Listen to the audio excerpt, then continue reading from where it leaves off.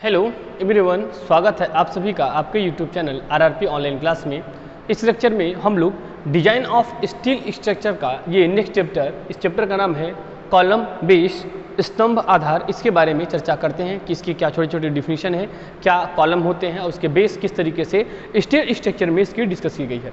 आप लोग कॉन्क्रीट में पढ़े होंगे कि जो कॉलम है उस तरीके क्या होता है, उसमें क्या बनाए जाते हैं, किस तरीके से कॉलम की डिजाइन की जाती है। ये आप लोगों ने अपने पिछले क्लास सब्जेक्ट जो आरसीटी है, रेनफोर्समेंट कंक्रीट टेक्नोलॉजी या आरसीसी रेनफोर्समेंट कंक्रीट स्ट्रक्चर के में आप लोगों ने कॉलम के बारे में पढ़ा होगा, लेकिन हम लोग यहाँ पर स्टील कॉलम के बारे में चर्चा करेंगे।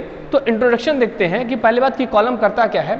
तो आप पॉइंट बाय पॉइंट इसको नोट करके लिखते जाइएगा। तो इंट्रोडक्शन स्टार्ट करते हैं कि क्या होता है।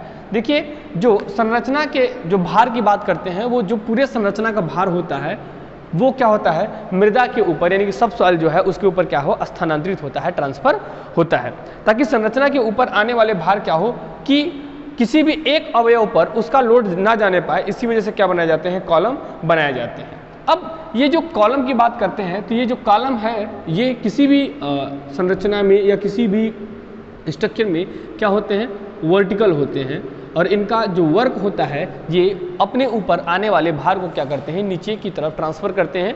और नीचे जो होता है वो सब सॉइल के ऊपर एक कॉलम के माध्यम से सभी भारों को क्या कर दिया जाता है, ट्रांसफ़र कर दिया जाता है। यानी कि स्तंभ जो है एक ऐसा ऊर्ध्वाधर अवयव है जो अपने ऊपर आ रहे भार को नींव पर स्थानांतरित करते हैं। कॉलम जो है एक ऐसा अवयव है जो अपने ऊपर, एक ऊर्ध्वाधर अवयव है जो अपने ऊपर आने वाले सभी भारों को मृदा के ऊपर क्या करता है, ट्रांसफर करता है, तथा नींव इस प्रकार को अवमृदा पर क्या करती है, ट्रांसफर करती है। यानी कि यह जो कॉलम है वो सॉइल पर ट्रांसफर करेगा और सॉइल सब सॉइल पर ट्रांसफर करेगी। इस तरीके से उस लोड को जो एबव द अर्थ सरफेस लग रहा है, देखिए दो पार्ट्स होते हैं किसी भी स्ट्रक्चर में। जमीन के जो ऊपर स्ट्रक्चर होता है उसे हम लोग सुपर स्ट्रक्चर बोलते हैं, इसको सुपर स्ट्रक्चर बोला जाता है और इसको सब स्ट्रक्चर बोला जाता है। तो जो सुपर स्ट्रक्चर का भार होगा, with the help of column, with the help of column की सहायता से सभी भार क्या होंगे, इस मृदा पर आएंगे और इस मृदा पर धीरे धीरे वो नीचे की तरफ ट्रांसफर हो जाएंगे, जिससे जहाँ की जो मिट्टी होती है उसके आधार पर उसका फाउंडेशन नींव क्या होता है, बनाया जाता है। तो कहाँ से है, जो सुपर स्ट्रक्चर के भार हैं वो कॉलम पर आते हैं जो वर्टिकल होता है, देन कॉलम से किस पे आएंगे, फाउंडेशन पे आएंगे, और फाउंडेशन किस पे ट्रांसफर कर देगा, सॉइल पर ट्रांसफर कर देगा। इस तरीके से लोड डिस्ट्रीब्यूशन टॉप से बॉटम की तरफ हो जाता है। लेकिन यहाँ पर हम कंक्रीट की बात नहीं करेंगे। कंक्रीट कॉलम क्या है, यहाँ पर हम लोग स्टील कॉलम की चर्चा करते हैं, क्योंकि कंक्रीट में से नहीं है। इस सब्जेक्ट का नाम ही है डिजाइन ऑफ स्टील स्ट्रक्चर। तो स्टील के जो स्तंभ होते हैं वो कैसे होते हैं, तो वो चैनल सेक्शन के हो सकते हैं। जो स्टील के स्तंभ होंगे, स्टील स्तंभ कैसे होते हैं, चैनल हो सकता है, आई खंड का हो जाएगा, ठीक।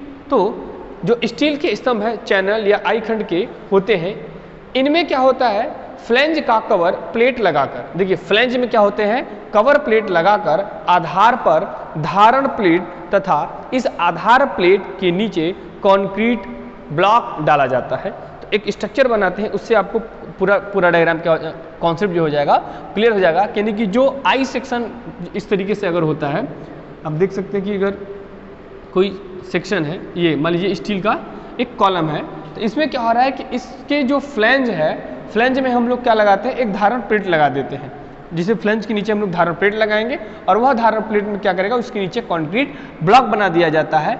तो इस तरीके से यहाँ पर लोड ट्रांसफर होता है। तो ये देखिए, ये मान लीजिए एच सेक्शन है और इसकी डिजाइन पहले कर लेते हैं हम लोग, ताकि आपको दिक्कत ना हो समझने में किसी भी प्रकार का। ये अटैच रहेगा यहाँ से। ये जो नीचे का पार्ट होगा ये हमारा क्या है, कंक्रीट ब्लॉक। ये क्या है,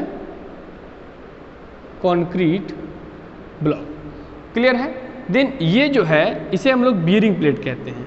ये है बियरिंग प्लेट, और बियरिंग प्लेट को with the help of nut bolt या रैंग बोल्ट से हम लोग क्या करते हैं, इसको कंक्रीट ब्लॉक से क्या करते हैं, ज्वाइन करा देते हैं। तो इसको हम लोग रैंग बोल्ट बोलते हैं, ठीक। देन ये जो आपका ये पार्ट जो है ये क्या है, इसका नीचे का जो इस तरीके से भाग निकला होगा ये होता है फ्लैंज।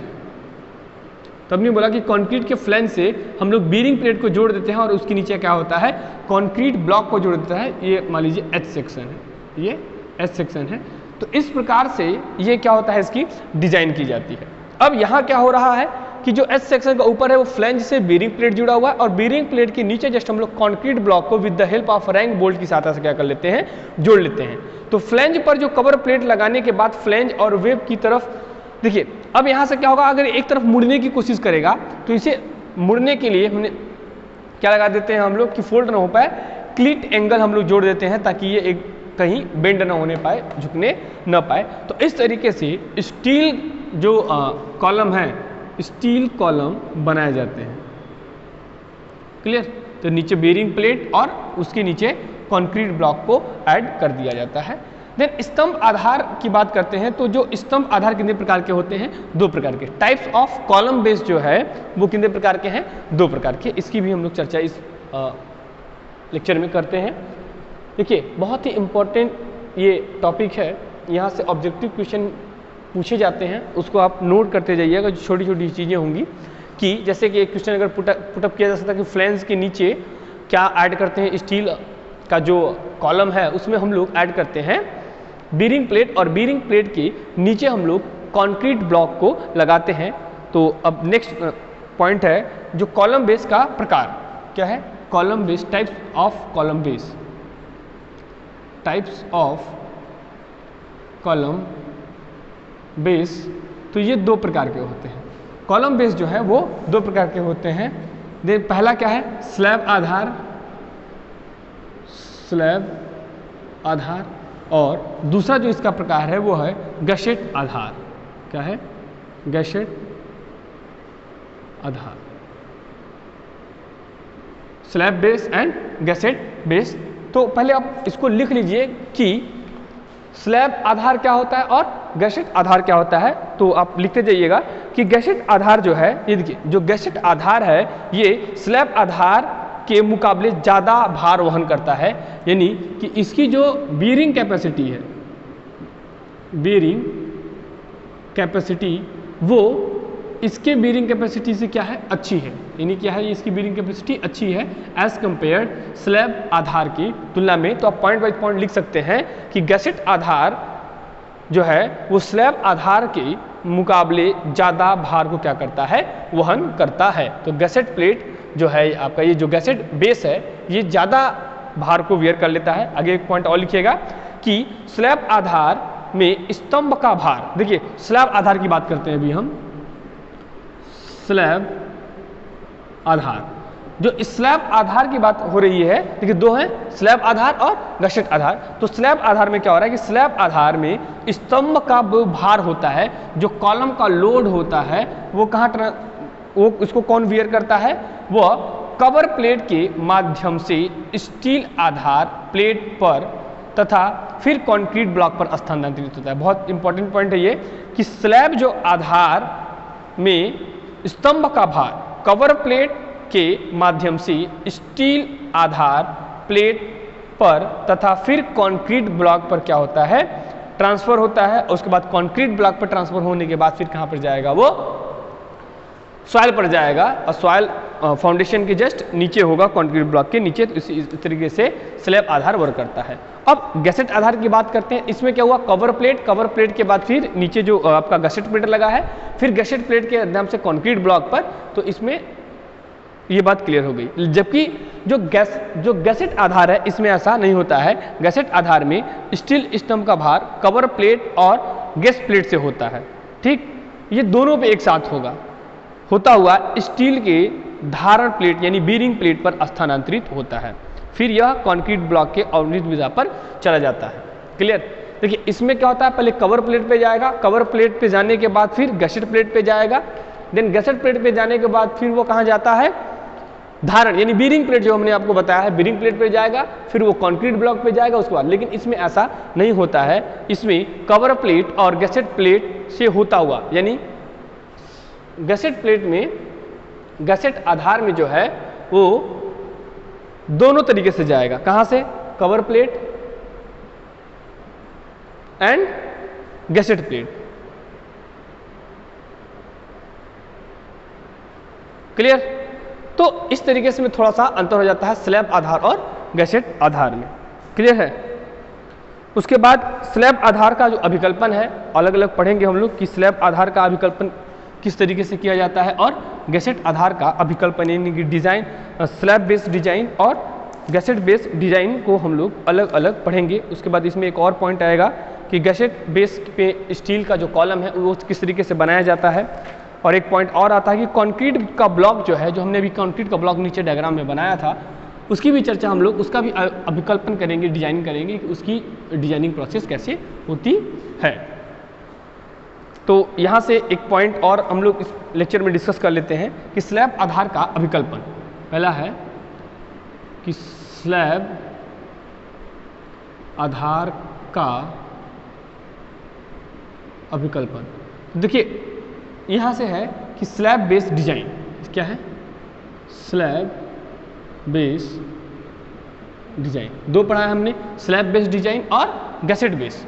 तो स्लैब बेस की डिजाइन कैसे कैसे होती है ये चर्चा कर लेते हैं। उसके बाद हम लोग गैसेट बेस की डिजाइन कैसे की जाती है इसके बारे में चर्चा करेंगे। तो जो स्लैब, देखिए यहाँ पे ये टॉपिक क्या था, types of column base. Types of column base में दो पॉइंट थे, एक स्लैब आधार था और एक गैसेट आधार था। तो पहले गैसेट आधार की डिजाइन की बात करते हैं, उसके बाद फिर हम लोग पहले स्लैब आधार की बात करते हैं, उसके बाद गैसेट की करेंगे। तो इसकी डिजाइनिंग की जो प्रोसेस होती है वो दो तरीके से होती है। कैसे? दो तरीके से। पहला, स्टील की धारण प्लेट का साइज। पहला है स्टील की धारण प्लेट का साइज। और धारण प्लेट क्या है यहाँ पर, जो है स्टील बीयरिंग प्लेट, इसको क्या बोलते हैं, स्टील बीयरिंग प्लेट। तो पहले हम लोग स्लैब धारण में इसका एक्सप्लेनेशन करेंगे, उसके बाद फिर जो कंक्रीट ब्लॉक था उसकी साइज क्या होगी, कंक्रीट ब्लॉक का साइज यानी कि साइज ऑफ कंक्रीट ब्लॉक। देखिए इन दोनों की चर्चा क्यों हो रही है, क्योंकि जब लोड स्तंभ से होता हुआ कहाँ जाएगा, कवर प्लेट से होता हुआ, देखिए स्लैब आधार में कवर प्लेट से होता हुआ फिर कहाँ जाएगा वो गैसेट प्लेट से फिर बीयरिंग प्लेट और बीयरिंग प्लेट से फिर कंक्रीट का जो ब्लॉक है वहाँ पर जाता है। तो इसकी साइज कितनी होनी चाहिए स्लैब आधार के हिसाब से, तो इसकी चर्चा हम लोग यहाँ पर करते हैं। ये दो जो हैं वो स्लैब आधार के अभिकल्पन के इसमें दो स्टेप आते हैं। तो इसकी चर्चा हम लोग नेक्स्ट लेक्चर में करेंगे कि size of bearing plate and size of concrete block की अभिकल्पन कैसे होता है, ये हम लोग नेक्स्ट लेक्चर में देखेंगे। Okay, thank you.